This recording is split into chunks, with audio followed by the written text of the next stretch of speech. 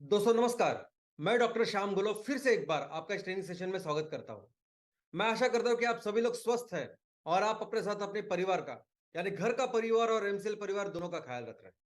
मैं ये भी उम्मीद करता हूं कि आप सभी लोग 1 घंटा बहुत अच्छी एक्सरसाइज कर रहे हो, अपने हार्ट अपने लंग को मजबूत कर रहे हो और अपनी इम्यूनिटी को बढ़ा रहे हो। तो चलिए शुरुआत करते हैं आज के इस सेशन के साथ। दोस्तों अभी कुछ दिनों से हमने एक नए पर्व की शुरुआत की है। हमने शुरुआत की है कि हमें अपने देश को फिर से दुनिया का सबसे महान राष्ट्र बनाना है। लेकिन इसका मतलब क्या है? इसका मतलब क्या यही है कि हम दुनिया अपने देश को दुनिया की सबसे बड़ी अर्थव्यवस्था बनाना चाहते हैं? तो यस, ऑफ कोर्स हम अपने देश को दुनिया की सबसे बड़ी अर्थव्यवस्था बनाना ही चाहते हैं। लेकिन सिर्फ इतना ही नहीं, हम अपने देश को फिर से उस स्थान पर लेके जाना चाहते हैं जिस स्थान पर हम हमेशा हजारों सालों तक थे। आज जितने भी चीजें, जितने भी विषय हम स्कूल, कॉलेज, यूनिवर्सिटीज में पढ़ते हैं, उन सब विषय में भारत ने पूरी दुनिया का नेतृत्व किया है। हर विषय में दुनिया को एक सही राह दिखाने का काम भारत ने किया है। हमारा भारत इतना महान है, इतना डेवलप और इतना प्रोग्रेस था कि हमारे भारत देश की तुलना किसी भी देश के साथ हो ही नहीं सकती। हम इतने आगे, इतने डेवलप्ड थे। लेकिन अभी दुर्भाग्य की बात यह है कि बहुत सारे लोगों को पता ही नहीं है, हमारे देश में रहने वाले लोगों को पता नहीं कि हम हजारों सालों तक दुनिया की इतने महान राष्ट्र थे। कई सारी चीजें हैं जो मैं आपको बता सकता हूं, कई सारी चीजें जो आपके साथ शेयर कर सकता हूं जिससे आपको पता चले कि हम कितने ज्यादा डेवलप थे। उसमें से कुछ एग्जांपल ये है। अभी चीन में, जापान में प्राचीन चीन की संस्कृति करके एक शाओलिन कुंफू उसकी प्रैक्टिस होती है। हर जगह उसकी प्रैक्टिस की जाती है। अब ये कुंफू यानी दुनिया का सबसे ज्यादा डेवलप्ड महान ऐसा मार्शल आर्ट है और पूरे चीन में इसकी प्रैक्टिस की जाती है, इसको फॉलो करते हैं, ऐसा कल्चर वहां है। लेकिन क्या आपको पता है कि दुनिया के सबसे महान मार्शल आर्ट चीन को किसने सिखाया? तो चीन को सिखाया एक भारतीय ने। हमारे भारतीय ये ऋषि मुनि साइंटिस्ट है, इन्होंने बताया। ये जब चीन में गए थे तब चीन के लोगों की वो जो दुर्बलता थी मानसिक और शारीरिक, वो दूर करने के लिए, उनको फिर से बलशाली करने के लिए उन्होंने लोगों को बताया कि किस तरह से हम जिस पर्यावरण में रहते हैं, जिस इकोसिस्टम में रहते हैं, हमारे पर्यावरण में हमारे साथ जो पशु है, जो प्राणी मात्र है, उनके साय उनसे क्या क्या चीजें हम सीख सकते हैं और उससे कैसे हमारी दुर्बलता हम दूर करके फिर से बलशाली हो सकते हैं। तो ये भारतीय थे जिन्होंने चीन को, जापान को ये कुंफू बताया। दोस्तों कराटे जो चीज है, ये बहुत छोटा सा अंश है इस शाओलिन कुंफू का। इसके अलावा जैन संस्कृति जापान की। अभी अगर आप जापानीज को पूछोगे कि उनकी डेवलपमेंट वो जो किए है, उसका फाउंडेशन क्या है, क्या उनकी संस्कृति के जिसकी वजह से जो जापानीज, वो जो लोग हैं वो इतने ज्यादा क्रियाशील होते हैं, तो वो कहेंगे जैन संस्कृति, जैन मेडिटेशन। और ये जैन संस्कृति जिस जापान को किसने बताई? ये भी सिखाई हमारे ही भारतीय ने।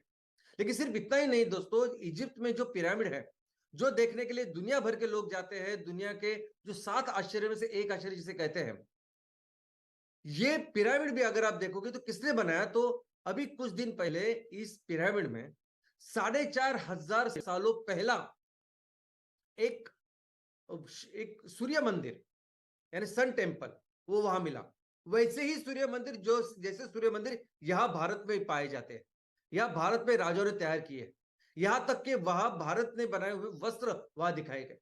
तो अभी ऐसा अनुमान बताया जाता है कि ये जो पिरामिड्स है, ये एक्चुअली शायद भारतीयों ने वहां वहां तैयार किए, उसका निर्माण किया। और ऐसे कई सारे एग्जाम्पल्स हैं। इनफैक्ट अगर कोई भी आप जिसे सुपर स्पेशलाइजेशन कह सकते हैं, ऐसे शास्त्रों में भी आप देखोगे कि हमारे साइंटिस्ट, हमारे ऋषि मुनि ने कितना भला कंट्रीब्यूशन किया है। आप अगर अपने बच्चों को पूछोगे कि तो कौन सा वो साइंटिस्ट है जिसने बताया कि पृथ्वी गोल है, या और ये पृथ्वी अपने साथ घूमते घूमते सूर्य के इर्द गिर्द भी घूमती है, तो फिर बच्चे आज के आपको गैलीलियो, कोपरनिकस इनकी बात करेंगे, इनका नाम कहेंगे। लेकिन शायद आप नहीं जानते कि इनके इनके हजारों साल पहले हमारे भारतीय ऋषि मुनि साइंटिस्ट थे जिन्होंने इसकी खोज की है। और शायद कई सारी ऐसी चीजें जो हमें जाननी है, समझनी है कि हमारे साइंटिस्ट ने क्या किया है। आज जिस मेडिसिन में मैंने पढ़ाई की, हैं उसको कंप्लीट नहीं हुए, 200 साल से पुराना है वो। लेकिन हमारा आयुर्वेद अगर आप देखोगे तो आयुर्वेद का जो मेडिसिन है वो 1200 साल में डेवलप हुआ है। सर्जरी 600 सालों में डेवलप हुई। उन दिनों जो इंस्ट्रूमेंट का उपयोग किया जाता है वो आज भी आपको थक कर देगा, आपको आपको इंस्पायर कर देगा। ऐसी इस तरह का डेवलपमेंट उस दिनों ने हमने किया है। तो हाइड्रोलॉजी हो, वो जियोलॉजी हो, एस्ट्रोनॉमी हो, गणित हो, भौतिक शास्त्र हो, हर चीज में हमने दुनिया का नेतृत्व किया। हम जब सबसे ज्यादा डेवलप थे। तो जब हम कहते हैं कि हमें अपने देश को फिर से महान राष्ट्र बनाना है तो उसका मतलब यह है, उसका मतलब है फिर से अपने राष्ट्र को उस स्थान पर लेके जाना है जहां हम हजारों सालों तक थे। और कैसे होगा ये? तो सबसे पहले तो हमारे देश को सबसे बड़ी अर्थव्यवस्था बनाने के लिए जो संसाधन चाहिए, जो नेचुरल रिसोर्सेज चाहिए, वो आज भी हमारे पास है। भारत एक ऐसा देश है कि मानो कुदरत ने अपने हाथों से इसे बनाया। हमारे यहाँ जो संसाधन है वो दुनिया में किसी के पास नहीं। पिताश्री जैसे हमारा हिमालय, ये नदियां, ये माता जैसे जो जिन्होंने हमें सेवा की है, हमारी हर मिट्टी को सुलम सुफलम किया है, वो समुन्दर जो हर क्षण इस भारत माँ के पैर अपने हाथों से धोता है, ये कहीं नहीं है दोस्तों। और वो ये रिसोर्सेज जिसके वजह से हम इतनी बड़ी इकोनॉमी थे वो आज भी है। लेकिन इस रिसोर्सेज का उपयोग करके सबसे बड़ी इकोनॉमी निर्माण करने का काम कौन करेगा? तो मनुष्य। तो दुनिया का सबसे डेवलप्ड ब्रेन अगर कहीं है तो भारत का है। हम देख सकते हैं कि आज की तारीख में दुनिया के जो सबसे बहुत बड़े बड़े ऐसे ऑर्गेनाइजेशन है, कॉर्पोरेशन है, जिसको भारतीय चला रहे हैं, जिनके हेड भारतीय है, जिनके नेतृत्व में, भारतीयों के नेतृत्व में वो ऑर्गेनाइजेशन, वो कंपनियां बहुत बड़ा काम कर रही है। रिसर्च में अगर आप देखोगे तो कोई भी रिसर्च हो, किसी देश का मिलिट्री का रिसर्च हो, किसी कंपनी का रिसर्च हो, नासा का रिसर्च हो, हर जगह आपको भारतीय नजर आएंगे। सिर्फ इतना ही नहीं, हर बार मैं जिसका एग्जांपल देता हूं ना, अंग्रेजों का, अंग्रेजों ने ये किया, अंग्रेजों ने वो किया, अंग्रेजों ने इस तरह हमें लूटा। आज उन अंग्रेजों को कौन चलाता है आपको पता है? क्या आपको पता है उस ब्रिटेन का प्रधानमंत्री कौन है? तो ब्रिटेन के प्रधानमंत्री आज के तारीख में एक भारतीय ही है, ऋषि सोनक। इंफोसिस के जो नारायण मूर्ति है उनके जमाई, वो आज की तारीख पे उस ब्रिटेन के पंतप्रधान है, प्रधानमंत्री है। तो हमारे पास ब्रेन की बिल्कुल कमी नहीं। तो किस तरह से हम अपने देश को महान राष्ट्र बनाएंगे? तो दोस्तों, हमारे देश को फिर से वो महान कोई बनाएगा तो वो है लोग। ये लोग ही बनाएंगे हमारे देश को महान। ये लोग ही है जो आज भी हमारे देशों में ये ऐसा टैलेंट मजबूत है, मौजूद है, हमारे गांव में है, हमारे शहरों में है, ऐसा टैलेंट जो शायद दुनिया में सबसे बेस्ट हो। जो हमारे देश के बाहर जाके इतनी सारी डेवलपमेंट जो करते हैं, वो सब टैलेंट आज हमारे देश में हर गांव में, हर तहसील में मौजूद है। ये वो लोग हैं जो लोग इस देश को फिर से महान बनाएंगे। लेकिन आज की तारीख में इन लोगों के सामने बहुत सारे समस्याएं हैं, इश्यूज है। यानी सिंपल बेसिक इशू, रोटी कपड़ा मकान से चालू होते हैं ये इशू। और अगर आपका पेट खाली है, अगर आप भूखे हो तो आपका ब्रेन काम नहीं करेगा। अगर आपके परिवार को जो बेसिक चीजें चाहिए, अगर आपका परिवार ही सुरक्षित नहीं है तो कैसे कंट्रीब्यूट करेंगे आप अब समाज के लिए, देश के लिए, लोगों के लिए? तो सबसे पहले इस सब की शुरुआत कैसे होगी? तो इसकी शुरुआत करने के लिए हमें पहले करना होगा एक आर्थिक विकास, एक इकोनॉमिक डेवलपमेंट, एक आर्थिक विकास जिसकी वजह से फिर ये लोगों की जो जो समस्याएं है, जो प्रॉब्लम्स है, वो दूर हो। जो बेसिक चीजें हैं उसको उसको निराकरण करने का, उनको जो चीजें चाहिए, एक अच्छा इनकम चाहिए उनको, बच्चों के लिए अच्छा एजुकेशन, मेडिकल फैसिलिटी चाहिए, ये जो बेसिक चीजें होती है ना, वो चाहिए, देनी पड़ेगी हमें।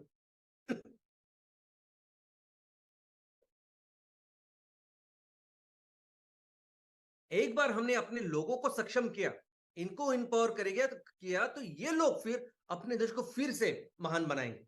इतनी काबिलियत हमारे लोगों में है। और यही करने का काम, यही करने की जिम्मेदारी आज हमारी है। हर तहसील में जो हमारी कंपनी है, जो हमारी स्टार्टअप है, उस स्टार्टअप को जल्द से जल्द हमें 10,000 करोड़ की कंपनी बनानी है। क्योंकि ये कंपनी बनाने का जो प्रोसेस है, हम इस तरह से इसको बनाने वाले हैं ना कि इस प्रोसेस में ये सभी इशू, ये सभी प्रॉब्लम इसको दूर करेंगे। हमारे तहसील में रहने वाले हर परिवार को एक अच्छा इनकम दिलाना, ये हमारी जिम्मेदारी है, ये हमारा मिशन है। इस प्रोसेस में हर व्यक्ति को, जिसको आज काम की जरूरत है, उसको कहीं जाना ना पड़े। 100% एम्प्लॉयमेंट क्रिएट होगा इस वैल्यूएशन से। जिस तरह से हम लोग काम करेंगे, उस वजह से ये पूरी जो बेसिक इंफ्रास्ट्रक्चर आज हमारे तहसीलों में, हमारे गांव में, शहरों में जो चाहिए, बेसिक जो सुविधाएं हमारे फैमिली को, परिवार को चाहिए, ये इससे क्रिएट होगी। और ये 10,000 करोड़ की कंपनी बनाने, यानी एक मंच, एक फाउंडेशन का निर्माण करना है, जिस फाउंडेशन के ऊपर फिर ये लोग सक्षम होंगे, एम्पावर होंगे। और इतना ही नहीं, सिर्फ लोगों की बात नहीं है, इस तहसील में ये जो पर्यावरण है वो भी हमारा स्टेक होल्डर है, वो भी हमारा पार्टनर है। आज ये सब बिजनेस करके, ये सब प्रोसेस करने के बाद जितने भी पैसे एमसेल के पास बचेंगे, जितना प्रॉफिट एमसेल के पास बचेगा, उसमें से 20%, 20% हम ये जो हमारे सोसाइटी में, हमारे तहसील में जो इकोसिस्टम है, पर्यावरण है, इस पे रहने वाले जो प्राणी मात्र है, उनके लिए खर्च करेंगे दोस्तों। इसलिए ये फाउंडेशन अभी हमारे राष्ट्र को महान बनाने के लिए इतना जरूरी है, क्योंकि बहुत बार क्या होता है कि बहुत बार लोग कहते हैं कि उस सिस्टम में वो काम नहीं कर पाते। लोग कहते हैं कि हम भारत में रहने के बाद हमको वो प्रोत्साहन या वो जो बेसिक चीज है वो नहीं मिलते, इसलिए वो बाहर जाने के बाद बहुत कुछ काम करा के दिखाते हैं।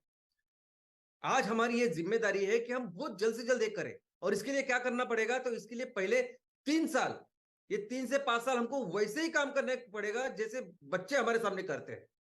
आज IIT, IIM, मेडिसिन, इंजीनियरिंग, इसके एडमिशन के लिए बच्चे कैसे पढ़ाई करते हैं और वो एडमिशन होने के बाद भी अगर आप देखोगे तो 5-5, 6-6 साल बच्चे पढ़ाई करते हैं।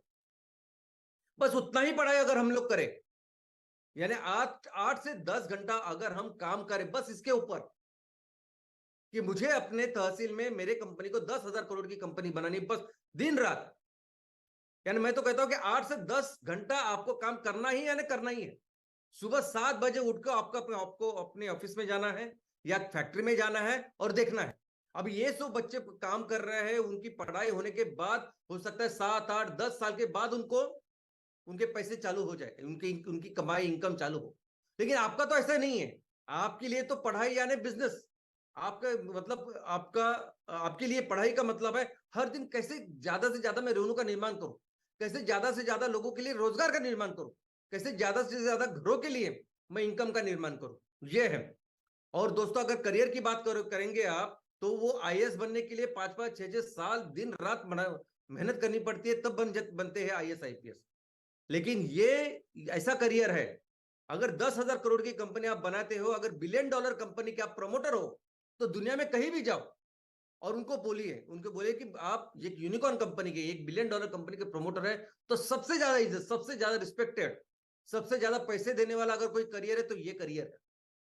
लेकिन सिर्फ करियर की बात नहीं दोस्तों, आप ये जब करेंगे, हम ये करने के बाद न जाने कितने सारे लोगों को, हजारों युवाओं को आप इंस्पायर करोगे। आज क्या कर रहे हैं युवा? आज युवाएं हमारे कीमती समय, उनका ब्रेन, उनका कीमती समय वो ऑनलाइन जुगार के ऊपर डाल रहे हैं, गेमिंग के ऊपर डाल रहे हैं।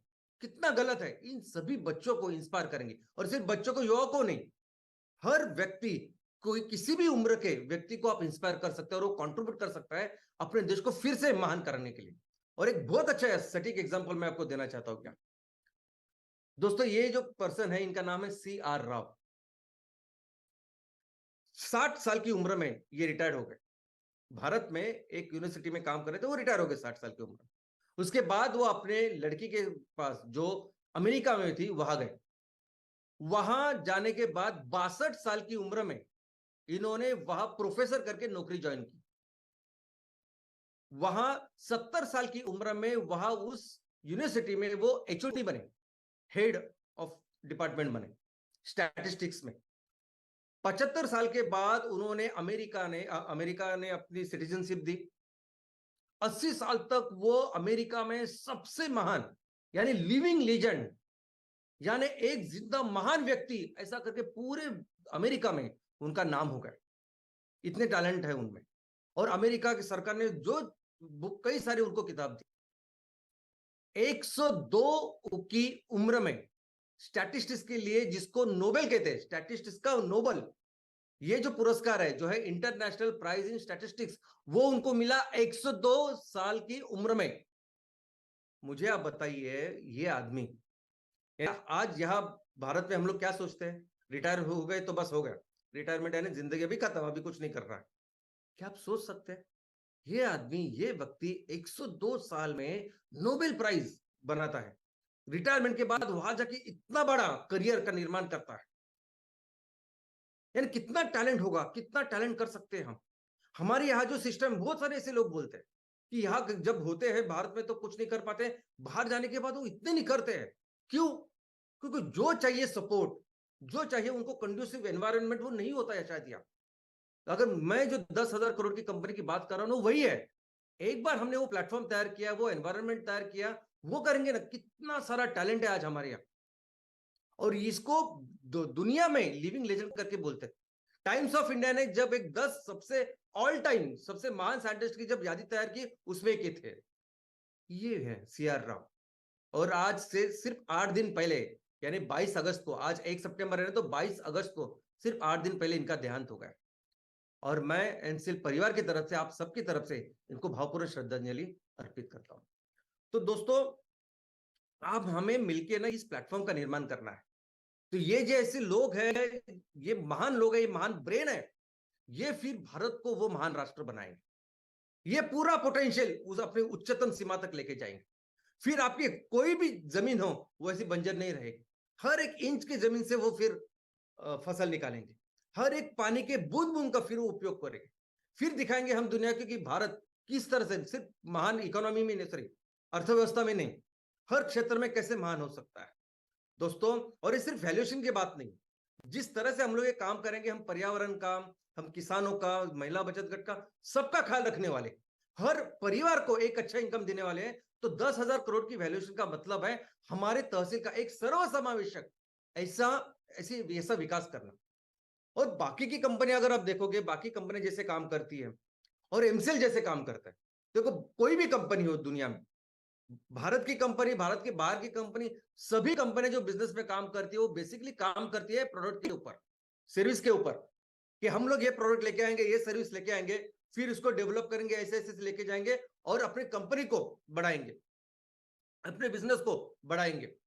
दुनिया में कोई ऐसी कंपनी नहीं है जो सिर्फ लोगों के लिए सोचती है, लोगों के लिए काम करती है। एमसीएल एकमेव ऐसी कंपनी जो लोगों के लिए काम करती है। वो देखते कि मेरे तहसील में हम सभी 100% एम्प्लॉयमेंट के लिए मैं क्या करूं, मेरे लोगों के लिए लोग क्या अच्छी तरह से कर सकते हैं, उनकी क्या विशेषता है, कौन सा काम वो कर सकते हैं, कौन सा प्रोडक्ट का निर्माण वो कर सकते हैं, चलो वो प्रोडक्ट बनाते हैं, चलो वो सेल करते हैं। क्योंकि हमारी जरूरत क्या है, हमारा लक्ष्य क्या है कि हमें 100% एम्प्लॉयमेंट मिलनी चाहिए, 100% हर हर घर को एक अच्छा इनकम मिलना चाहिए, ये हमारा लक्ष्य। और कोई ऐसा नहीं सोचता, कोई दुनिया की कंपनी ऐसी नहीं सोचती कि पहले लोगों को देखो, उनकी क्या जरूरत है और बाद में प्रोडक्ट का निर्माण करो। एमसीएल एकमेव ऐसी कंपनी है। तो इसलिए जब हम कहते हैं कि हमें 10,000 करोड़ की कंपनी बनानी है, इसका मतलब है हर एक परिवार को एक अच्छा इनकम यहां मिलना चाहिए। हर एक परिवार को, किसी को भी जरूरत नहीं होनी चाहिए कि अपना गांव, अपना शहर, अपना घर छोड़ के कहीं दूसरी जगह जाने की। हर व्यक्ति को जिसको रोजगार की जरूरत है उसको अच्छा रोजगार मिलना चाहिए। हमारे किसानों का इनकम बहुत अच्छा होना चाहिए। और ये होगा उस वैल्यूएशन में। उस वैल्यूएशन का मतलब है हमारे पूरे तहसील की जीडीपी बढ़ाना, पूरे तहसील का इनकम बढ़ाना। तो अभी देखते हैं कि किस तरह से करेंगे, किस तरह से इस चीज के लिए फाउंडेशन हम तैयार करेंगे। तो सबसे पहले ऐसा मतलब है कि 10,000 करोड़ की कंपनी बनाना, इसका मतलब पूरे तहसील में, तहसील का इनकम बनाना, पूरे वो तहसील की जो सोसाइटी है उसका इनकम बनाना। तो जब भी किसी सोसाइटी की इनकम की बात आती है, देश की इनकम की बात आती है, समाज की इनकम की बात आती है, तो उसके लिए बोलते हैं जीडीपी, ग्रॉस डोमेस्टिक प्रोडक्ट। तो हमारा मतलब है कि 10,000 करोड़ के साथ हम अपने तहसील का जीडीपी इतना करें, इतना ऊपर करें ताकि वहां के लोगों को एक पर्याप्त, एक अच्छा जीवन मान मिले। तो जीडीपी का मतलब क्या है दोस्तों? तो जीडीपी का मतलब है ग्रॉस डोमेस्टिक प्रोडक्ट। आपने बहुत बार सुना होगा जीडीपी, जीडीपी का उपयोग करते हैं सब लोग। तो जीडीपी का फुल फॉर्म ये है ग्रॉस डोमेस्टिक प्रोडक्ट, और वो बेसिकली समाज के या देश के इनकम के लिए इस शब्द का उपयोग होता है।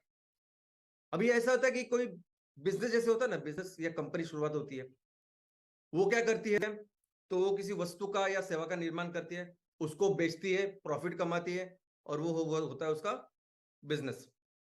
और वो कितना प्रॉफिट किया, सर कितना बिजनेस अच्छी तरह से किया नहीं किया, वो कैसे समझता है? तो वो समझता है बैलेंस शीट से। वैसे देश देश की आर्थिक परिस्थिति कैसी है, देश कैसे आर्थिक परिस्थिति बेहतर कर रहा है, तो वो दर्शाता है जीडीपी। और उसका मतलब है उस देश में, उस समाज में, उस एक साल में कितने वस्तुएं, कितने सेवाओं का निर्माण हुआ, उसका एकत्रित मूल्य होता है जीडीपी। और हमें इस 10,000 करोड़ की कंपनी के साथ हमारे तहसील का जीडीपी बेहतर करना है। लेकिन उसके साथ सबसे जरूरी यह है कि आज जो असमानता है ना, थोड़े से लोगों के पास बहुत सारा इनकम है, 90% लोगों के पास उतना इनकम नहीं। तो हम जिस तरह काम करेंगे, हमें हर व्यक्ति, प्रति व्यक्ति जो जीडीपी है वो बेहतर करनी है, उसमें समानता लाना है। नॉर्मल देखोगे तो किसी भी समाज की जो प्रति व्यक्ति या पर कैपिटल जीडीपी होता है, वो कैसे होता है कि उस समाज का इनकम डिवाइडेड बाय उसमें कितने लोग रहते हैं, बस। उसमें समानता असमानता कोई ज्यादा दिखता नहीं। लेकिन हम वैसे नहीं करेंगे। हम देखेंगे कि हर व्यक्ति की, हर परिवार को इसमें कंट्रीब्यूट करें, हर परिवार का इनकम हम बेहतर करें। तो कैसे बढ़ाएंगे जीडीपी? तो जीडीपी के दोस्तों 4 कंपोनेंट होते हैं, 4 चीजें होते हैं जिससे जीडीपी किसी भी देश की, किसी भी समाज की बनती है। Number 1, personal consumption. वहां रहने वाले जो लोग हैं, लोगों की जो जरूरतें हैं, उसके लिए वो जो वस्तु और सेवा का उपयोग करते हैं, वो होता है एक कंट्रीब्यूशन। दूसरा है बिजनेस इन्वेस्टमेंट। जो अलग अलग कंपनियां हैं, वो इन सब वस्तु और सेवाओं को बनाने के लिए, तैयार करने के लिए जो निवेश करती है, वो होता है दूसरा कंपोनेंट। तीसरा होता है गवर्नमेंट। गवर्नमेंट जो सबसे टैक्स वसूल करती है, वो उस टैक्स से, उस पैसे से फिर लोगों के लिए, समाज के लिए जो व्यवस्था के निर्माण करती है, उससे जीडीपी बनती है। और चौथा है उस देश का अंतरराष्ट्रीय व्यापार, इंपोर्ट एक्सपोर्ट। लेकिन ये सभी कंपोनेंट कितना कंट्रीब्यूट करते हैं अगर आप देखोगे, तो सबसे ज्यादा कंट्रीब्यूशन, सबसे ज्यादा जीडीपी जिससे तैयार होती है वो क्या है? तो वो है पर्सनल कंजम्पशन। 70% से ज्यादा जीडीपी उनसे निर्माण होता है। बाकी बिजनेस इन्वेस्टमेंट, गवर्नमेंट, इंपोर्ट बहुत कम है। हम सामान्य जनता, कॉमन लोग, आम आदमी जो हर चीज, हर दिन जो उपयोग करते हैं ना, उससे जीडीपी का निर्माण होता है। आपको अगर लगेगा कि मुझे अपने तहसील को बेहतर बनाने के लिए मुझे बड़े बड़े फैक्ट्रियां चाहिए, बड़े बड़े प्रोडक्ट चाहिए, ये बड़ी बड़ी जो कारें हैं वो जीडीपी का निर्माण करती है, नहीं, बिल्कुल नहीं। जो चीजें जो 1 साल में, 2 साल में, 5 साल में एक बार लेते हैं, उससे जीडीपी का निर्माण उतना नहीं होता जितना सिंपल सिंपल चीजें जो हर दिन हम इस्तेमाल करते हैं ना, उससे होता है। सुबह से टूथपेस्ट से लेके, साबुन से लेके, शैम्पू, कंडीशनर, कपड़े, जूते, ये सब चीजें ये जीडीपी बनाती है, कारें वगैरह नहीं। पूरी पूरी जो कारें दुनिया भारत में बनती है, और उसका जितना मूल्य है ना, उससे डबल मूल्य तो कपड़ों का है। मार्केट जो है कपड़ों का उससे ज्यादा है। और ये लग्जरी कार जिसके बारे में अगर आप सोचते होंगे ना, वो लग्जरी कार्स का जो कंट्रीब्यूशन है, वो 1% भी नहीं है। तो आप समझे, ये छोटी छोटी जो चीजें ना, वो जीडीपी बनाती है किसी भी सोसाइटी में। और एक जीडीपी कैसे तैयार होता है, ये भी समझिए आप। इसमें बहुत इंपॉर्टेंट होता है, किसी को अगर आपने इनकम करा के दिया, किसी परिवार को, किसी व्यक्ति को अगर आपने इनकम करा के दिया, तो इनकम कैसे मल्टीप्लाई होता है, कैसे जीडीपी तैयार होता है, वो देखिए। अभी इसके लिए ना एक इकोनॉमी का एक प्रिंसिपल है, सिद्धांत है, जिसे कहते हैं केनीशियन मल्टीप्लायर सिद्धांत, इफेक्ट। अभी वो क्या होता है, ऐसे समझिए कि किसी परिवार को आपने 1,000 रुपए कमा के दिए। अभी वो 1,000 रुपए आमतौर पर पूरे दुनिया में ऐसा माना जाता है कि किसी को भी अगर जो आप पैसे कमा के देते हैं, जो इनकम उसकी होती है,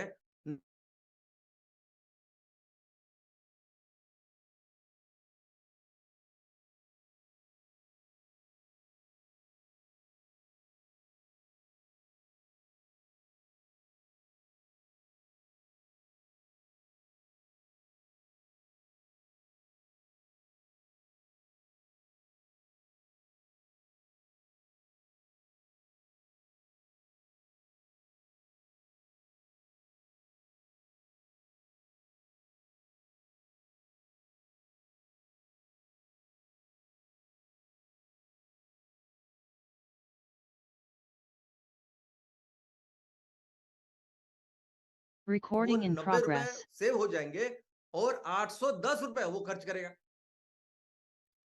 अभी जो 810 रुपए जिसके पास है वो क्या करेगा? तो वो 810 रुपए जिसके पास, अलग अलग और अलग अलग लेवल पे जाते हैं सब। तो ये 810 रुपए जिसके पास आए वो 81 रुपए सेविंग करेगा और 729 रुपए खर्च करेगा। तो ऐसे करते करते करते ये साइकिल तब तक चली जाती है जब तक ये पूरा खर्च करने के लिए कुछ नहीं बचता। इसीलिए इसी को कहते हैं ये केनीशियन मल्टीप्लायर इफेक्ट। और ये जो मल्टीप्लायर है वो ऑलमोस्ट होता है 9। यानी एक सिंपल, अभी इसमें गवर्नमेंट का स्पेंडिंग, गवर्नमेंट का टैक्स, ये सब कुछ होता है, लेकिन मैं बहुत ज्यादा कॉम्प्लेक्स नहीं करना चाहता। मैं सिर्फ आपको ये बताना चाहता हूं कि अगर 1000 रुपए अगर आपने किसी को कमा के दिए तो उस 1000 रुपए की वजह से 9000 रुपए की इकोनॉमी बन सकती है किसी भी समाज में। और इस तरह से ये इकोनॉमी और हर लेवल पे बढ़ती है। यानी आप 5 रुपए का बिस्किट का पैकेट लोगे उससे भी इकोनॉमी वो उसमें ऐड हो जाती है। और ये बहुत अच्छी तरह से आपको समझेगा जब आप समझेंगे पर्यटन। पर्यटन एक बहुत इंपॉर्टेंट व्यवसाय है, बहुत इंपॉर्टेंट बिजनेस है। उसका कारण यह है कि पर्यटन की वजह से ऑलमोस्ट इकोनॉमी का हर हिस्सा प्रभावित होता है। हर हिस्से को उससे इनकम होता है। ऐसा समझिए कि आपका परिवार है, आपका परिवार है और आप एक पर्यटन, एक टूर प्लान करते हैं, 7 दिन की टूर है। आप जा रहे हैं किसी धार्मिक धार्मिक स्थल है या कोई दूसरी जगह। आप 5 लोग हैं, जा रहे 7 दिन के लिए, बजट है 50,000 रुपए। तो उस 50,000 में से ऐसा समझे कि 5,000 रुपए आपके ट्रांसपोर्टेशन के लिए खर्च होंगे। रेलवे हो गई, बस हो गई, रिक्शा, टैक्सी, जो कुछ है। 10,000 रुपए हो सकता है कि आपके रूम के लिए जहां आप जाएंगे रहेंगे उसके लिए खर्च होंगे। 5,000 रुपए खर्च होंगे आपके खाने पीने के सब चीजों के लिए। और 5 से 7 हजार रुपए खर्च होंगे, आप वहां जाएंगे कुछ खरीदी करेंगे उसके लिए और बाकी की चीजें। और पूरे फिर 50,000 रुपए खर्च होंगे वो पर्यटन में। उस आपके 50,000 की वजह से उस जहां आप जाएंगे वहां 5 लाख की इकोनॉमी तैयार होगी। कैसे? वही इफेक्ट। और यहां तो कुछ सेविंग करनी नहीं है आपको। तो ऑलमोस्ट हर, यानी ट्रांसपोर्टेशन, टूरिस्ट वाले से लेके किसी होटल से लेके किसी वस्तु, हर का पेट या हर का जो इनकम है इसके ऊपर बढ़ेगा। और यही कारण है कि दुनिया में हर कोई देश ये कोशिश करता है कि उस देश में ये पर्यटन, ये टूरिज्म बढ़े। क्योंकि टूरिज्म एक ऐसा बिजनेस है ना कि जो उस देश के इकोनॉमी के आर्थिक परिस्थिति को हर तरीके से वो प्रभावित करता है, बेहतर करता है। अभी अमेरिका, यूरोप, चीन को क्या जरूरत है वैसे? अगर उनके पास इतनी बड़ी बड़ी कंपनियां, इतना बड़ा वो बिजनेस करती है, टैक्स पे करती है, तो क्या जरूरत है टूरिज्म के पीछे? लेकिन ये सभी देश टूरिज्म के पीछे ये सभी देश टूरिज्म के ऊपर काम करते हैं क्योंकि टूरिज्म इतना इंपॉर्टेंट है। उसमें से कुछ देश तो ऐसे हैं कि जिनकी पूरी इकोनॉमी टूरिज्म के ऊपर होती है। ये मलेशिया से लेके कई सारे अमेरिकन आइलैंड हो गए, वेस्ट इंडीज, ये पूरी टूरिज्म के ऊपर चलते हैं। और ये भी, ये जो डेवलप्ड नेशन हम लोग बोलते हैं जिन्हें, यूरोप, अभी देखो नंबर 1 पे है अमेरिका। अभी 2019 की फिगर है कि 2019 में अमेरिका ने $2 ट्रिलियन ऑलमोस्ट सिर्फ टूरिज्म की वजह से डायरेक्ट कमाए। उसके बाद है चीन, उसके बाद जापान, जर्मनी। अभी जापान जर्मनी को क्या जरूरत है?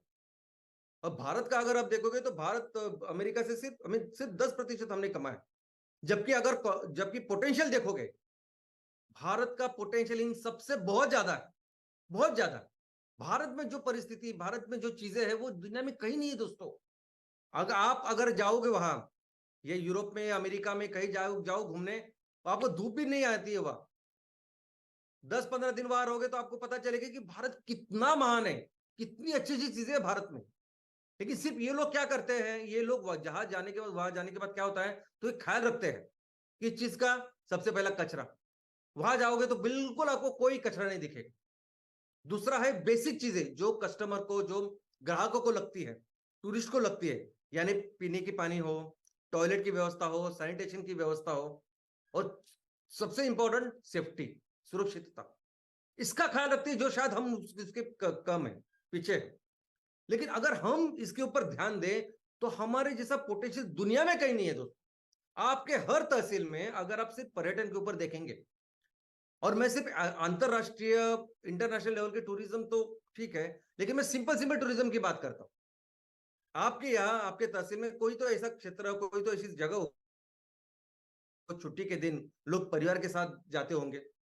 नदी होगी, तालाब होगा, कुछ तो होगा। समुंदर होगा, उसको अगर हम स्वच्छ रखें, उसको बिल्कुल कचरा ना होने दे, वहां ऐसी बेसिक सुविधा का निर्माण करें, टॉयलेट की हो सकती है, पीने के पानी की हो सकती है, एकदम सिंपल, और वो सब चीजों के साथ फिर आप इकोनॉमी को जोड़े, और यहाँ फिर एक अच्छा रेस्टोरेंट, छोटी छोटी चीजें, कोई ठेला वगैरह आप शुरू करें, तो उससे बिजनेस बढ़ सकता है ना। और ये 5 रुपए 10 रुपए वो जो लोग आके देंगे ना आपको, इसी से इकोनॉमी, अर्थव्यवस्था बनती है दोस्त।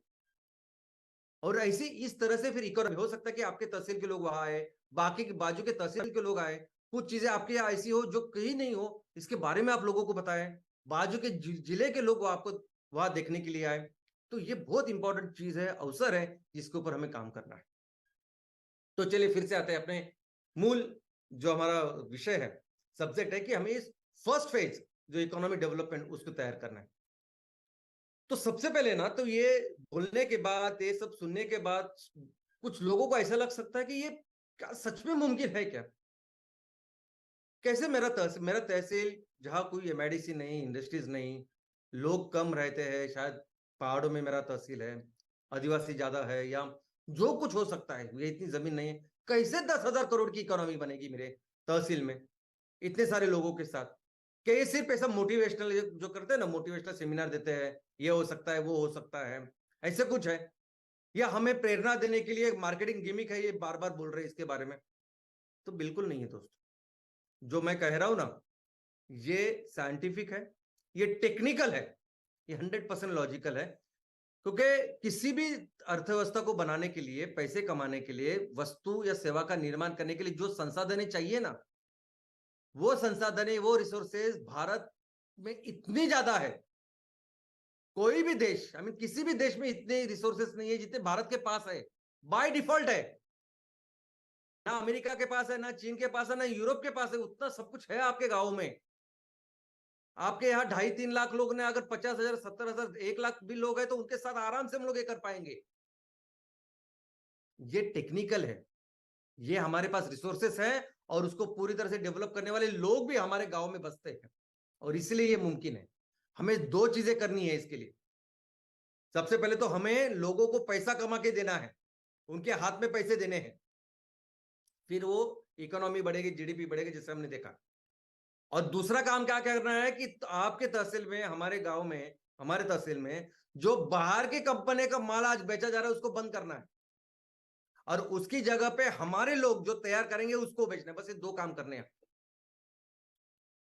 इसके लिए आपकी जो कंपनी है, हर तहसील की जो कंपनी है अभी, उसका नाम है एमसीएल सस्टेनेबिलिटी स्टार्टअप।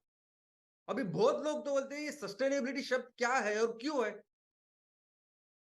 क्यों इसका उपयोग करना जरूरी है? क्योंकि उसका शायद अर्थ भी समझता नहीं, उसका उच्चार करने में भी डिफिकल्टी होती है।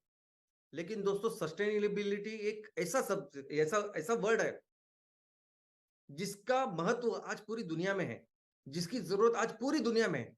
सबसे ज्यादा इंपॉर्टेंस आज इस वर्ड को है, सस्टेनेबिलिटी।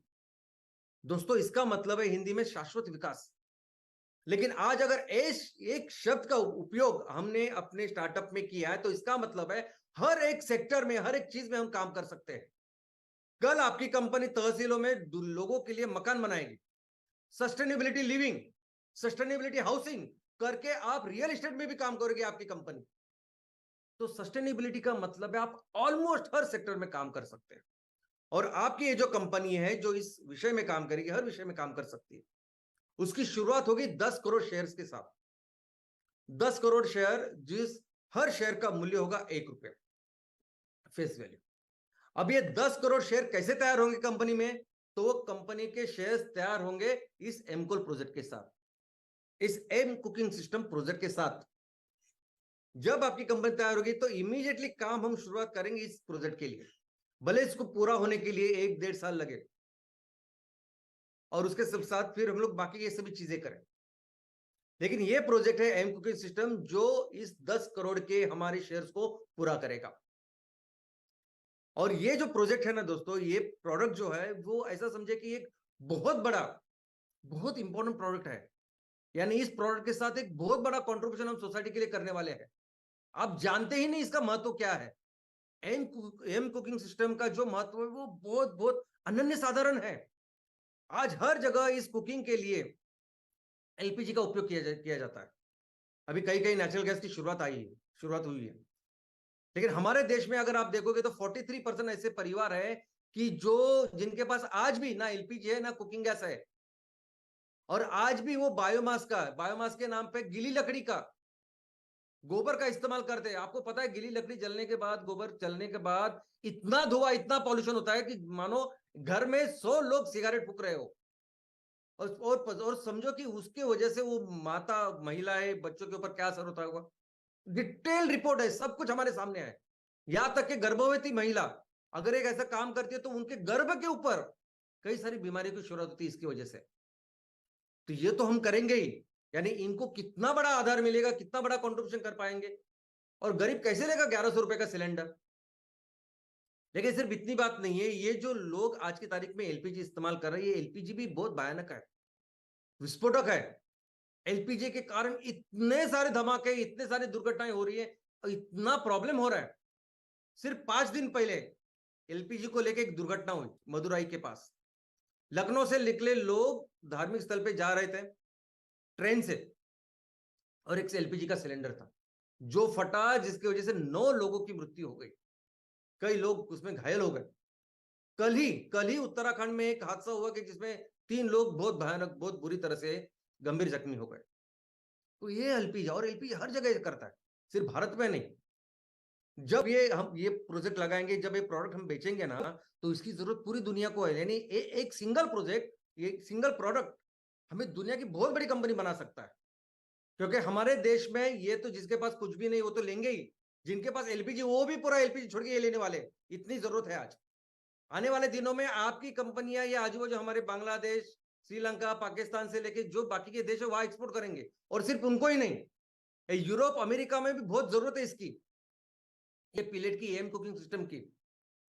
तो एक बहुत बड़ा कॉर्पोरेशन इस प्रोजेक्ट के साथ होगा, और यही प्रोजेक्ट आपके कंपनी के वो 10 करोड़ शेयर्स वो तैयार करेगा। लेकिन सबसे अच्छी बात है कि इस कंपनी के जो फाउंडर मेंबर होंगे वो हमारे एमवीपी और एमयूपी भी होंगे। उनको भी ये शेयर बहुत ही कम, 1 रुपए 2 रुपए में मिलेंगे। और फिर हमारा लक्ष्य क्या होगा कि हमें इस 1 रुपए के शेयर को 1000 रुपए तक लेके जाना आगे के 3 साल। आपको लगेगा एक रुपए का शेयर 1000 रुपए में वो भी 3 साल में, कैसे इतना फास्ट, इतना कैसे मुमकिन होगा ये सब कुछ। तो दोस्तों ये आराम से मुमकिन है, क्योंकि इतनी बड़ी अर्थव्यवस्था हमारी है, इतने सारे लोग हमारे यहाँ रहते हैं, इतनी सारी उनकी जरूरतें हैं। और यही कारण है कि पूरी दुनिया में भले ही हमारा प्रति व्यक्ति इनकम बहुत कम है, लेकिन फिर भी दुनिया की 5वीं सबसे बड़ी अर्थव्यवस्था हम है। और अगर परचेसिंग पावर की बात करोगे, अगर मार्केट की बात करोगे, तो मार्केट में हम तीसरे नंबर के मार्केट है। जीडीपी में हम 5वीं अर्थव्यवस्था है, लेकिन पीपीपी, परचेसिंग पावर पैरिटी में हम तीसरा है। तो इसका मतलब हमारे यहां पर्याप्त इतना मार्केट है घर में ही कि हमें कहीं जाने की जरूरत नहीं है, आसानी से हम कर सकते हैं। तो चलिए पहले देखते हैं, पहले क्या काम करना है हमें। तो हमारे लोगों का इनकम बढ़ाना। अब ये सबसे इंपॉर्टेंट काम है। देखो किसी भी एंगल से देखो इसको, अर्थव्यवस्था ठीक है, लेकिन अगर हमें अपने किसानों का इनकम बढ़ाना है, लोगों, जो गरीब लोग हमारे गांव में, तहसील में रहना है, उनका इनकम बढ़ाना है, जो जिनको वो 90% लोग जिनको आज जरूरत है उनका इनकम बढ़ाना है, कि कितना इंपॉर्टेंट कंट्रीब्यूशन है। और कैसे करेंगे इसको, तो सिर्फ एक चीज है, एक चीज है जिसकी वजह से सबका इनकम बढ़ सकता है, और वो चीज है मैन्युफैक्चरिंग। चीज है मैन्युफैक्चरिंग। किसी भी अर्थव्यवस्था का अगर आपको उसको बेहतर करना है, उसको बढ़ाना है, तो एक ही तरीका है, मैन्युफैक्चरिंग। मैन्युफैक्चरिंग बेसिकली अर्थव्यवस्था का इंजन है, जिस इंजन के साथ बाकी के इस सोसाइटी के, उस अर्थव्यवस्था के सभी जो चीजें वो संलग्न हो जाते हैं। सभी चीज, सभी अलग अलग जो पार्ट है वो कंट्रीब्यूट करते हैं। ये वो इंजन है कि जिसके वजह से सोसाइटी का हर सेक्शन फिर उसको फायदा होगा। फिर वो जो दरी है, वो जो विषमता, वो नहीं रहेगी। आज की तारीख में देखते हैं ना हम लोग कि 1% लोगों के पास बहुत ज्यादा पैसा, आगे पहले जो 10% लोगों के पास, वो भी, उनके पास भी अच्छा पैसा, लेकिन 90% लोगों के पास इनकम नहीं है, बहुत कम इनकम है, जो सोच नहीं सकते इतनी कम इनकम है। और इसका कारण है कि वो 1%, 10% मैन्युफैक्चरिंग करते ही नहीं। अगर वो मैन्युफैक्चरिंग करते तो सब लोग उसमें शामिल होते। वो मैन्युफैक्चर नहीं करते, वो वही गुलामगिरी कर रहे हैं, बाकी की कंपनियों के सिर्फ वो यहाँ कहते उसकी फ्रेंचाइजी, डिस्ट्रीब्यूटरशिप, मार्केटिंग बस यही कर रहे हैं, और हमको ये बदलना है। शुरुआत होगी इससे, रॉ मटेरियल से। अभी ये जो कंपनियां हैं, ये सभी जो प्रोडक्ट्स बनाती है, इसके लिए मैन्युफैक्चरिंग के लिए जरूरी है रॉ मटेरियल। अभी रॉ मटेरियल कहाँ से आएगा? तो रॉ मटेरियल आएगा खेतों से, रॉ मटेरियल आएगा जंगलों से या फिशरीज से, पानी से, और बाद में और एक तरीका है वो है माइनिंग। माइनिंग से फिर वो क्रूड ऑयल और सब कुछ। आज की तारीख में ये सभी जो कंपनियां हैं, आज की तारीख में सभी ये जो प्रोडक्ट जब बन रहे हैं ना, ये सभी कंपनियां किसका उपयोग करते हैं? कौन सा वो रॉ मटेरियल है? वो है क्रूड ऑयल। पूरी दुनिया में, पूरे मार्केट में जो भी आज की प्रोडक्ट जो मिलते हैं वो बनते हैं क्रूड ऑयल से। उसका रॉ मटेरियल आता है वो क्रूड ऑयल से। ये जो लिबास है, ये जो कपड़े हैं, ये कपड़े 80% बनते हैं इस क्रूड ऑयल से। आपके शूज बन रहे हैं, चप्पल बन रही है क्रूड ऑयल से। ये जो शैम्पू, साबुन, जो कोई केमिकल्स आप इस्तेमाल कर रहे हैं ना, सभी कॉस्मेटिक बन रहे हैं क्रूड ऑयल से। जो फर्टिलाइजर बन रहा है वो क्रूड ऑयल से। ऑलमोस्ट हर चीज, प्लास्टिक, रबर, सब कुछ बन रहा है क्रूड ऑयल से। और यही कारण है कि इस क्रूड ऑयल की वजह से आज एक तो दुनिया जल रही है, और दूसरा हम लोग इसको इस्तेमाल करने के बाद, इन चीजों को इस्तेमाल करने के बाद जब फेंक देते हैं तो उसका रिटर्न नहीं होता, और वो पर्यावरण को खराब कर रहा है। ये सब लोग, सभी कंपनियां काम कर रही है क्रूड ऑयल के ऊपर एज ए रॉ मटेरियल। हम जब काम करेंगे ना, भारत में जब एमएसएस काम करेगी हर तहसील में, तो उसके लिए रॉ मटेरियल होगा सिर्फ और सिर्फ खेती, सिर्फ सिर्फ होगा ये पशुधन, होगा ये हमारे जंगल। दोस्तों आप शायद नहीं जानते, लेकिन हर कोई चीज जो आज क्रूड ऑयल से बन रही है, हर चीज हम खेतों से बना सकते हैं। हर वो चीज बनाने के लिए खेतों से माल तैयार होगा। सब सब फर्नीचर भी बनता है क्रूड ऑयल से, लेकिन बांबू से बहुत बेहतर फर्नीचर बन सकता है। हर चीज के लिए रॉ मटेरियल आएगा हमारे खेतों से। जंगल में भी इतनी सारी चीजें हैं। अगर आप देखोगे तो हिमालय के जंगल, नॉर्थ ईस्ट में जंगल, उसमें कुछ ऐसे पेड़ है, ऐसे वनस्पति है जो बहुत बेहतर आपको दवाई या कॉस्मेटिक बना सकते हो, जो दुनिया में नहीं है। और मुझे बताइए, जब इनसे क्रूड ऑयल लेंगे हम, सॉरी, जब इनसे ये रॉ मटेरियल लेंगे, तभी तो आएगा इनकम, तभी तो किसानों को इनकम आएगा ना। कैसे इनकम आएगा लोगों, कैसे उन लोगों को इनकम आएगा जो इसके ऊपर काम कर रहे हैं, जो आज खेती में काम कर रहे हैं, जंगल में रह रहे, कैसे उनको इनकम आएगा? जब हम इनको, इनका रॉ मटेरियल लेंगे और उसे मैन्युफैक्चर करेंगे डिपेंडेबल। आज की तारीख में क्या हो रहा है? टमाटर तैयार हो रहे हैं, प्याज तैयार हो रहा है, किसके लिए? सिर्फ खाने के लिए। तो खाने के लिए जितनी जरूरत है उससे ज्यादा हो गए, तो उसकी जो जो खर्चा है वो भी नहीं निकलता, इतने दाम गिर जाते हैं। और अगर सप्लाई कम हुआ तो इतना ज्यादा 10 पट उसका दाम बढ़ता है। कौन सा धंधा है, कौन सा ऐसा काम है दुनिया में जो आप कर रहे हैं, साल भर मेहनत कर रहे हैं और आपको पता ही नहीं कि आपको क्या रेट मिलेगा? आप जब मैन्युफैक्चरिंग करोगे, ये टमाटर के ऊपर, प्याज के ऊपर कुछ ना कुछ प्रोडक्ट जो आप तैयार कर सकते हो, बेचते हो, ये करोगे, ऐसा सपोर्ट किसानों को दोगे, तभी तो आएगा इनकम। जो जंगल में रह रहे हैं वो ऐसे लोग अगर कुछ रॉ मटेरियल लाके देंगे, उनके ऊपर कुछ मैन्युफैक्चरिंग, कुछ प्रोडक्ट का हम निर्माण करेंगे, तभी तो हो जाएगा उनको इनकम। और बहुत सारे ऑप्शंस है, बहुत सारी चीजें। और जो प्रोडक्ट हम तैयार करेंगे ना, वो सबसे बेहतर होंगे। एक बार आप ये हर्बल, ये चीज आप जब इस्तेमाल करोगे तो पता चलेगा केमिकल की क्या चीज है और हर्बल की क्या चीज। यानी ये इतने अच्छे प्रोडक्ट हम तैयार करेंगे कि कल उनके देश में जाके बेच सकते हैं हम। और सबसे इंपॉर्टेंट बात, ये मैन्युफैक्चरिंग कैसी होगी, कैसे तैयार करेंगे इसको? तो दोस्तों ये तैयार हम किसी फैक्ट्री में नहीं करेंगे, बहुत बड़ी बड़ी फैक्ट्री में जो आप देखते हो एमआईडीसी में होती है। हम तैयार करेंगे महिला बचत गट से। हम इस तरह से तैयार करेंगे ज्यादा से ज्यादा लोग इसमें शामिल हो। हम देखेंगे, ऑफ कोर्स जहां मशीन की जरूरत है वहां मशीन लगाएंगे, लेकिन हम देखेंगे कि इस मैन्युफैक्चरिंग प्रोसेस में हर एक व्यक्ति, हर एक परिवार इसमें शामिल हो। इनफैक्ट घर से भी, अगर आप घर में रह के अगर ये काम कर रहे हो, घर में कुछ कंट्रीब्यूशन कर सकते हो, घर में कुछ बना सकते हो, दे सकते हो, तो अच्छी बात है।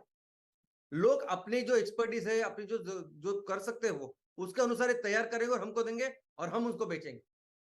और हम उनके उनके जो वो कर सकते हैं ना, वो चीजें मैन्युफैक्चर करेंगे। ऐसा नहीं कि हम उनको बोलेंगे कि आप पे करो, पहले देखेंगे वो क्या बना सकते हैं, और फिर वो प्रोडक्ट हम बेचेंगे। और अगर ऐसे लोग, ऐसे गांव की जहां उनके पास कोई एक्सपर्टीज ही नहीं है, तो उनको ट्रेनिंग देंगे ना। आज जूट, बांबू के इतने सारे प्रोडक्ट्स हो सकते हैं और इतनी डिमांड है मार्केट में, ग्लोबल मार्केट में, कि उनसे तैयार करके लेंगे, उनको ट्रेनिंग देंगे और वो आगे करेंगे। इनफैक्ट कुछ लोग ऐसे भी हैं जो कुछ कर सकते हैं, प्रोडक्ट तैयार कर सकते हैं, लेकिन आज उनके पास वो जो चाहिए वो इनपुट्स नहीं है, पैसे लग सकते हैं रॉ मटेरियल के लिए, वो नहीं है, जगह नहीं है जहां वो बैठ सकते हैं, कर सकते हैं, और कुछ चीजें हो सकती है।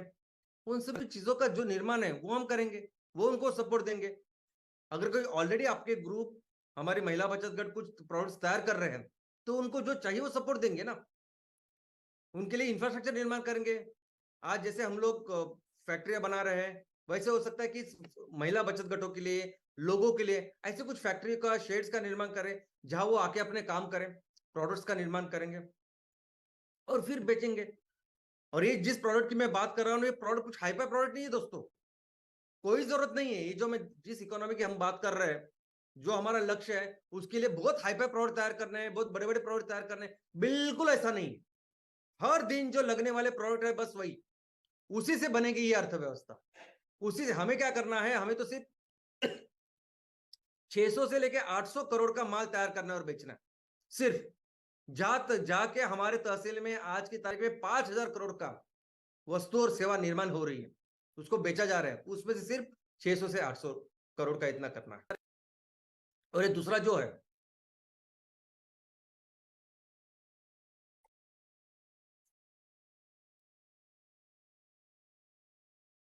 आज हमारे हर सेक्टर में, हर चीज में, हर प्रोडक्ट में east India company version 2, simple simple product, simple raw material आसानी से मिलता है, आसानी से हम उसको तैयार कर सकते हैं, टेक्नोलॉजी का कोई प्रॉब्लम नहीं है। कर भी रहे आज के हमारे हमारे लोग, बेच रहे हमारे लोग, पूरी व्यवस्था कर रहे हमारे लोग, और ये यंत्रों में फैक्ट्रियां लगा रहे हैं, या यंत्रों से माल तैयार कर रहे हैं और बेच रहे हैं। उसी तरह जिस तरह ईस्ट इंडिया कंपनी काम करे, तो उसी तरह हर कुछ यहां से बना के, यहां तैयार करके इन्हीं लोगों को बेच रहे हैं, हमारे लोगों को बेच रहे हैं, और वहां सब पैसा लेके जा रहे हैं। और बहुत छोटी छोटी दो चीजें दोस्तों, एकदम छोटी छोटी। आपको लगेगा ये बहुत बड़ी बड़ी कंपनी क्या बेचती होगी, तो ये 1 रुपए का, 2 रुपए का, 5 रुपए का, 10 रुपए का सामान बेचती है, और उसकी वजह से ये इतनी बड़ी कंपनियां बन गई। कोक का सब मैक्सिमम धंधा वो 10 रुपए के बॉटल के लिए, बॉटल के ऊपर से आता है। मैगी का मैक्सिमम धंधा वो 5 रुपए, 10 रुपए के पैकेट से आता है, बड़े नहीं। साबुन, ये यूनिलीवर, ये प्रॉक्टर एंड गैम्बल साबुन के ऊपर इतना बड़ा बिजनेस करते हैं। अभी नेस्ले देखिए, अभी नेस्ले के बारे में अभी अगर आप देखोगे तो मार्केट शेयर देखिए इसका। सेरेलैक, बच्चों को 5 साल तक आजकल सेरेलैक देते, सेरेलैक देते, डॉक्टर्स भी लिख के देते हैं, सब कुछ करते हैं। जबकि सेरेलैक से कई गुना बेहतर ऐसी नुस्खे हमारे दादी ने हमें बताए हैं, घर घर में लोगों को पता है। लेकिन फिर भी आज वो इतना बड़ा मार्केट बन चुका है कि उस मार्केट में 97% मार्केट शेयर है इस नेस्ले का। यानी खाने के लिए क्या जाना चाहते हो, ये सेरेलैक, लैक्टोजन नैन, दूध की पाउडर। अभी दूध की पाउडर हमारे यहाँ कितनी सारी कंपनियां है, अमूल है, लेकिन फिर भी दूध की पाउडर में सबसे ज्यादा बिजनेस किसका है, सबसे ज्यादा मार्केट शेयर किसका है, तो नेस्ले का। नेस्ले का 44% मार्केट शेयर है दूध की पाउडर में। नूडल का सिर्फ 60% है। पास्ता, इंस्टेंट पास्ता, महिला बचत गट बहुत अच्छा, इंस्टेंट पोहा, इंस्टेंट पाव भाजी, कितना कुछ बना सकती है। ये इंस्टेंट पास्ता बेच रहे, 76% उनका मार्केट शेयर है। क्रीम वाले जो चॉकलेट रहते हैं उसमें 64% शेयर है। गाढ़ा दूध 50 से ज्यादा, लेकिन वो कंपनी स्विट्जरलैंड, वो कितनी दूर है, हमारे देश का जितना जितना एरिया है, 1.25% सिर्फ उनका एरिया है, उससे 80 से 90 आई मीन टाइम्स ज्यादा बड़े हमारा देश है।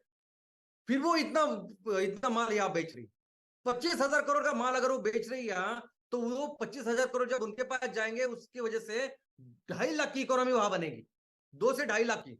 अगर यही 25,000 करोड़ हमारे देश में अगर रहेंगे, तो यही 25,000 करोड़ से 2 से 2.5 लाख की इकोनॉमी यहां भी बनेगी ना। इतनी सिंपल सिंपल चीजें जिसको हमको बदलना है।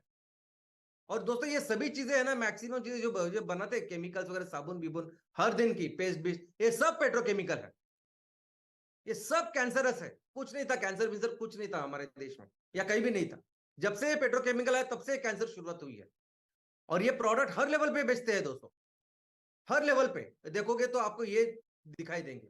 इनफैक्ट आज तो ऐसी परिस्थिति है कि दुकानों में, मॉल्स में जाएंगे तो इसके ब्रांड है, ये ब्रांड बेचने के लिए टीवी में भी बहुत एडवर्टाइज आते हैं, वो देखते हैं, अपने हीरो हीरोइन उसमें वो मॉडल करके काम करते हैं, वो बेचते हैं उनको। लेकिन रास्ते में भी अगर आप देखोगे, रास्ते में या हमारे एकदम किसी गांव की मंडी में आप जाइए, दूर से दूर किसी गांव में, फिर भी आपको वहां कौन सा माल मिलेगा? तो चाइना का। वो जो 10% में लोग है ना, उसके डिस्ट्रीब्यूटर, वो वहां का वहां माल पहुंचा रहे हैं। और ये चाइनीज और ये दोनों ये कंपनियां, ये मिलकर अभी आज 5,000 करोड़ का माल हमारे तहसीलों में बेच रही। अभी जो 5,000 करोड़ की इकोनॉमी, ऐसा समझते कि 1,000 करोड़ वो गवर्नमेंट की वजह से, बाकी बिजनेस इन्वेस्टमेंट की वजह से हो रहा है, तो 4,000 करोड़ का माल बेच रही है आज हमारे देश में, हमारे गांव में। और हमें क्या करना है? हमें उसमें से 4,000 करोड़ में से सिर्फ 600 से 800 करोड़ का माल तैयार करना और बेचना है। और वो भी मैं बोल रहा हूँ कि बहुत हाईफाई नहीं चाहिए हमको, बहुत सारी चीजें जो सिंपल सिंपल यंत्रों से, हाथों से तैयार होगी और जिसको बेचना है, और उसी से आएगा ये अर्थव्यवस्था। अर्थव्यवस्था इतनी ही सिंपल चीजों से बनती है, हमारी भी बनती है, अमेरिका की बनती है, और चीन की भी बनती है। बस हमें ये काम करना है, और हमें अपने बैलेंस शीट में आगे के 3 साल के बाद 600 से 800 करोड़ का माल तैयार करके उसको बेचना है। बस यही काम करना है। और दोस्तों, हमारा जो पोटेंशियल है ना, कि हमारा पोटेंशियल बहुत ज्यादा है। ये कंपनी जो डेवलप्ड इकोनॉमीज है, उनके पास नहीं है इतनी रिसोर्सेस। आप जाके देखिए, इतनी खेती नहीं है उनके पास, ऐसी मिट्टी, ऐसा पानी, ऐसा ऐसा क्लाइमेट नहीं है। ये नहीं है, ये जो सूरज की रोशनी जो हमें मिलती है ना, बहुत महान है। नहीं है उनके पास कुछ। इनका अच्छी तरह से उपयोग करेंगे ना, जो हमारा नॉलेज है, जो हमारे है, जो है ब्रेन आज, तो उसके साथ कम से कम हर तहसील में 30,000 करोड़ से ज्यादा इकोनॉमी तैयार होगी। और यही कारण है ना, ये एक्चुअली है दोस्तों, ये टेक्निकल है। यही कारण है कि दुनिया में हजारों साल तक हम दुनिया की नंबर 1 इकोनॉमी थे। 30% से 35%, 40% जीडीपी हम तैयार करते थे, क्योंकि वो ही है ना, वो टेक्निकल है। लेकिन अगर इसके लिए सब कुछ अगर करना है ना, ये पहला हमारा फेज है, उसको आगे बढ़ाना है, सब कुछ जो करना है ना, एक सिर्फ चीज के ऊपर काम करना पड़ेगा। एक चीज, वो है कस्टमर। एक ही चीज है जो करनी पड़ेगी, जिसके ऊपर फुल फोकस करना है, दिल लगाकर काम करनी, वो है लोग। क्योंकि वो ये लोग है, वो सब परिस्थिति बदल सकते हैं।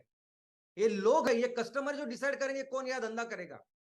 तो यूनिलीवर धंधा करेगा, प्रोक्टर गैम्बल धंधा करेगा, या हमारे गांव में, हमारे तहसील में जो महिला बचत गढ़ बना रही है, किसान जो जिसको बना रहे हैं, वो तो करेगा। ये लोग करेंगे, लोग डिसाइड करेंगे।